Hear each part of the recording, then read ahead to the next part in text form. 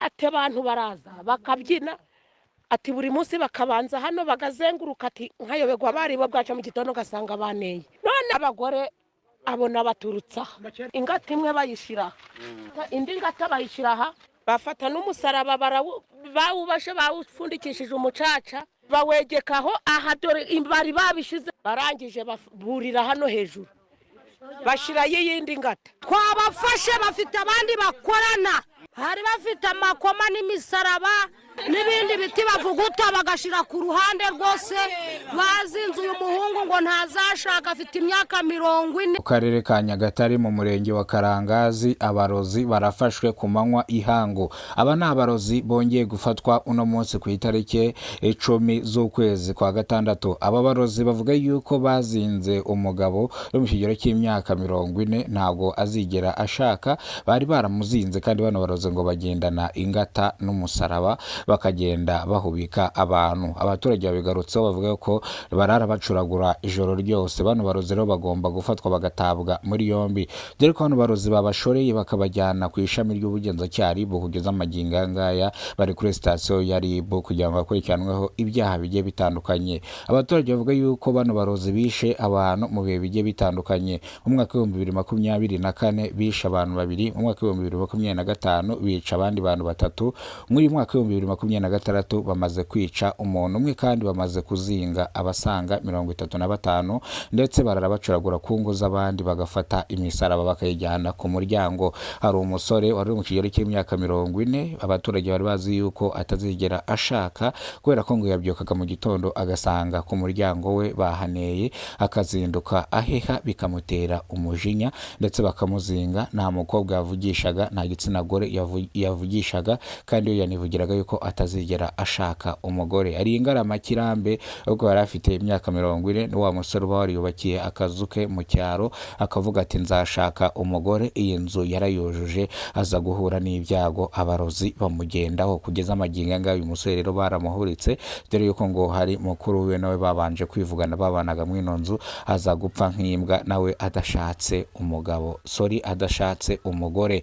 Kuri uno munsi rero uyu musore yaje gusohoka aza hanze mu masaha ashira saa 10 za nijoro, aza gusohoka ajya hanze ararira bano barozi. Agiye kubona abantu barozi bazanye ingata batangiye kugenda bazenguruka inzu yiwe babyina bambaye amakariso gusa mu masaha y'igicuku anishye. Ukibaza abantu b'abagore b'abarozi barara igicuku bambaye amakariso gusa barimo bacuragura mu masaha ashira saa 10 za nijoro. Nibwo uyu musore yaje gusubira inyuma gatonya aramanuka yirukanka agenda abyira mudugudu nawe agenda akinguza izindi ngo baza birukanka. Aba barozi babagotera hagati kugeza amagingo ngabo barozi baje gufatwa bajyanwa kuri sitasiyo ya polisi yo mu murenge wa Karangazi. Kugeza amagingo ngabo bano bari kuri sitasiyo ya polisi ariko bemera icyaha, ariko ibyo kwica byo nago babyemera. Bemera icyaha cyo kuba barazinze abantu kugira ngo nibabyare. Bavuga yuko hari amahembe bagenda bataba mu butaka impande y'ingo zabo kandi basezeranyije RIB yuko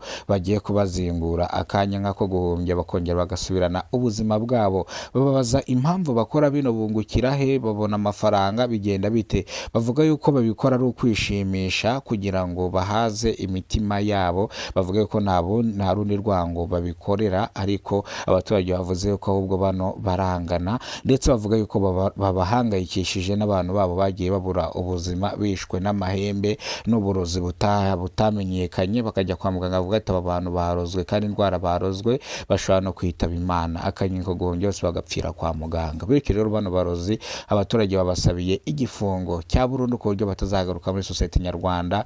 Rero ishami ry'ubugenzacyaha RIB ryafashe umwanzuro bakora iperereza ryimitswe kugira ngo bamenye niba koko bano bagore ari abarozi. Nibwo ishami ry'ubugenzacyaha RIB ryageraga hano mu murenge wa Nyagatare. Abaturage mu gihe RIB barateranyije abaturage bavuga yuko babangamiwe n'abarozi bakomeje kubahekura babambura ubuzima, bituma rero rero RIB ifata umwanzuro yuko abantu bagore bagomba gufungwa igifungo cya burundu ntibazagaruke muri sosiyete nyarwanda batitaye ngo bafite famiye cyangwa bafite famiye.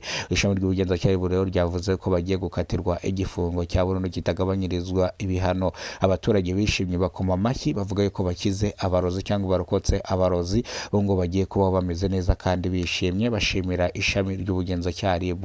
Ngaho nguko rero reka amakuru yacu tuyasubikira hano. Amakuru nakagaruka n'imbere bwa mbere gize ko no muyoboro wa Kidasamura TV Rwanda, ibuka gukora subscribe, ufungura inzogera uzajya umenya byinshi dukora. Yari mu karere ka Nyagatare, ni mu murenge wa Karangazi, no habereye aya mahano ibyarejeje abanyarwanda benshi cyane. Ndabakunda cyane, nitwa Kidasamura, urwego rwo bakora rugakonkoma. Imana ibarinde.